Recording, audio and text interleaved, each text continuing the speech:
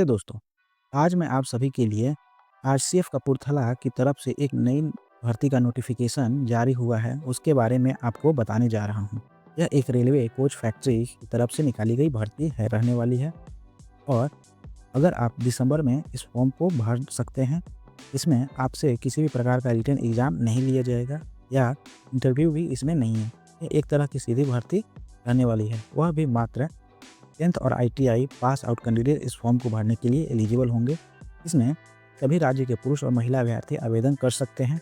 इसमें आपकी जो एज मांगी गई है वह 15 से 24 वर्ष के अगर आप हैं के बीच में हैं तो आप इस फॉर्म को भरने के लिए एलिजिबल होंगे। इसमें ऑल ओवर कैंडिडेट अप्लाई कर सकते हैं। आवेदन प्रक्रिया शुरू हो चुकी है और आवेदन करने का अंतिम डेट 7 जनवरी 2026 रखी गई है। तो आपको इस वीडियो में इस नोटिफिकेशन का फुल डिटेल में एक्सप्लेनेशन किया गया है और इसमें कौन कौन से डॉक्यूमेंट की ज़रूरत है फॉर्म को भरने के वक्त, और आपको इस फॉर्म को भर के भी दिखलाएंगे। वीडियो में बने रहें। चलिए वीडियो को शुरू करते हैं। कि आप लोग स्क्रीन पे देख रहे हैं कि रेलवे कोच फैक्ट्री कपूरथला की तरफ से नई भर्ती का नोटिफिकेशन जारी हो चुका है।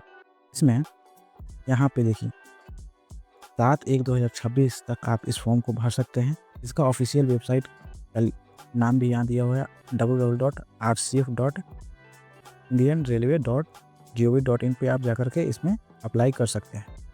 कि आपको बताए हैं कि इसमें आईटीआई कैंडिडेट एलिजिबल हैं तो उनके हिसाब से जो भी आईटीआई में इन ट्रेड से आईटीआई का सर्टिफिकेट उनके पास है तो वे फॉर्म को भरने के लिए एलिजिबल हैं। इसमें फिटर के, welder, machinist, painter, carpenter, electrician, AC refrigerator machines, mechanics, electronic mechanics वाले ट्रेड के विद्यार्थी स्टूडेंट इस फॉर्म को भरने के लिए एलिजिबल हैं। तो आप अपने हिसाब से इसमें सीट देख सकते हैं जो आपको स्क्रीन पर दिख रहा है। फॉर्म भरने से पहले इसको ज़रूर से ज़रूर ध्यान में रखें।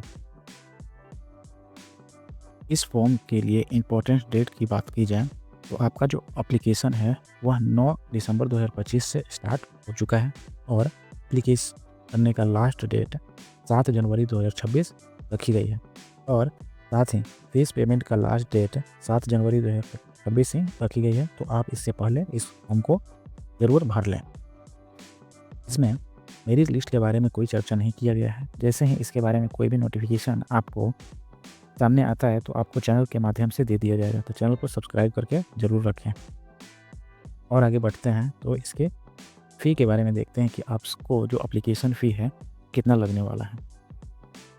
अगर आप जनरल, ईडब्ल्यूएस और ओबीसी के कैंडिडेट हैं तो आपसे 100 रुपये लिए जाएंगे। वहीं अगर आप एससी, एसटी, फीमेल या फिजिकल हैंडीकैप यानी कि दिव्यांग है तो आपसे कोई भी एक भी रुपया चार्ज नहीं किया जाएगा।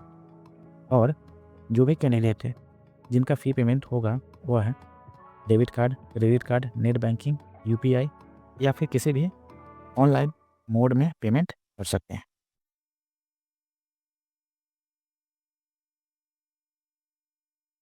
इसमें अप्लाई करने के लिए जो आपकी एज क्राइटेरिया रखी गई है, एज लिमिट, उसमें मिनिमम एज 15 साल और मैक्सिमम एज 24 साल रखी गई है।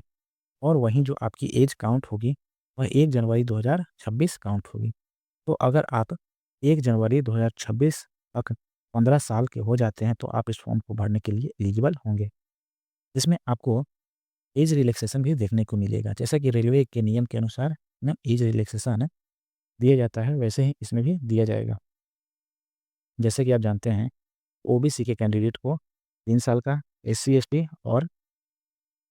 कैंडिडेट को 10 साल और फिजिकली हैंडीकैप को 10 साल की एक्स्ट्रा छूट दी जाती है। तो इसमें भी आपको एज रिलैक्सेशन दिया जाएगा।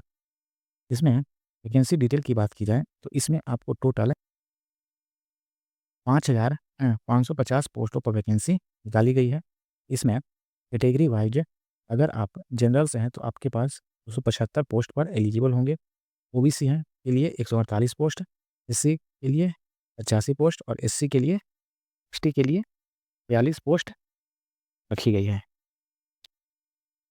वहीं ट्रेड वाइज वैकेंसी की बात की जाए तो इसमें सबसे ज़्यादा वेल्डर ट्रेड के लिए वैकेंसी निकाली गई है, 180 पोस्ट है। दूसरे नंबर पे फिटर ट्रेड का है जिसमें 150 पोस्ट की गई है। मशीनिस्ट में 20 पोस्ट, पेंटर में 30 पोस्ट, कारपेंटर में 30 पोस्ट और इलेक्ट्रिकल इलेक्ट्रीशियन में 70 पोस्ट, एसी और रेफ्रिजरेटर मशीनिस्ट में 20 पोस्ट है, मशीनिस्ट 20 पोस्ट और इलेक्ट्रॉनिक मशीनिस्ट में भी 20 पोस्ट ही आपको देखने को मिल रहा है।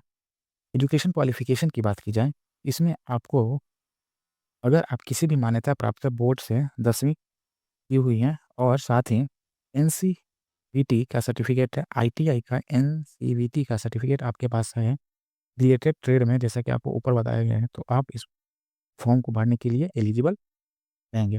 और अधिक जानकारी के लिए आप सबसे पहले ऑफिशियल नोटिफिकेशन को ध्यान से पढ़ें। उसके बाद ही आप इस फॉर्म को भरने के लिए अगर आप एलिजिबल हैं तो अप्लाई कर सकते हैं। सबसे पहले आप इसमें जो ऑफिशियल नोटिफिकेशन दिया है उसको ज़रूर से ज़रूर ध्यान से पढ़ें। जिसमें